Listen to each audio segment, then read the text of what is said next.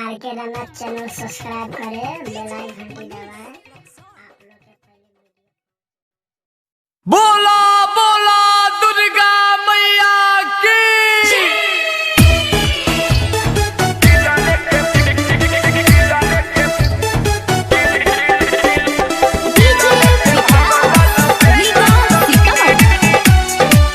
Music by Vikesh भोजपुरिया।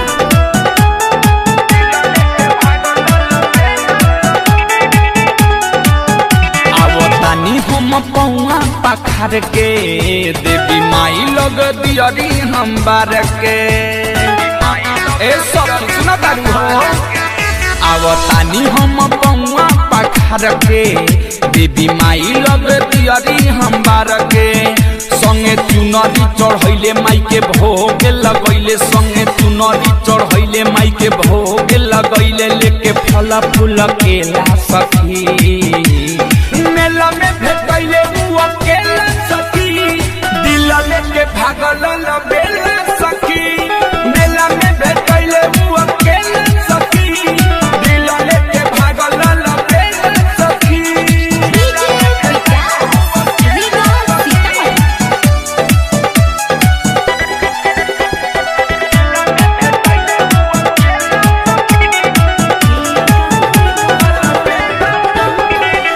भौजी से कहियो ना मेला के बात बा हो गइल प्यार हमके ऐसन बुझात बा माई के कृपा से भइल मुलाकात बा लागत शुभ आज सप्तमी के रात बा भौजी से कहियो ना मेला के बात बा हो गइल प्यार हमके ऐसन बुझात बा माई के कृपा से भइल मुलाकात बा लागत शुभ आज सप्तमी के रात बा माई के दर्शन करैले संगे मेला घुमैले माई के दर्शन करैले संगे मेला घुमैले उ देखैले खूबे खेला सखी मेला में भेटैले उ अकेला सखी दिल लेके भागल ल बेला सखी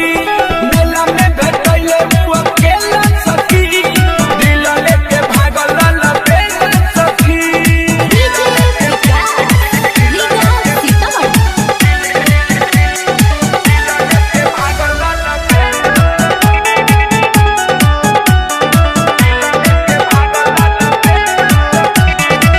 दिल्ली के बतिया हम तो हसे बतैनी खोजत खोजत सखी हम हार गईनी मिलेला फेरू भइल बा बेचैनी ऐसन भर बड़ी भाग से हम पैनी ए सब सुन तारू हो दिल्ली के बतिया हम तो हसे बतैनी खोजत खोजत सखी हम हार गईनी मिलेला फेरू भइल बा बेचैनी ऐसन भर बड़ी भाग से हम पैनी हमसे करे खातिर भेंट कहीं करत होई वेट हमसे करे खातिर भेंट कहीं करत होई वेट अजय चंदेश्वर मिलेला सखी मेला में भेटैले उ अकेला सखी दिल लेके भागल ल बेला सखी मेला में भेटैले उ अकेला सखी दिल लेके भागल ल बेला सखी आवतानी हम पौआ पखार के देवी माई लग दियरी हम बार के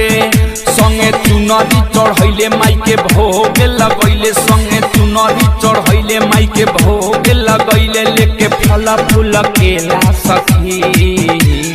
मेला में भेटैले उ अकेला सखी दिल लेके भागल ल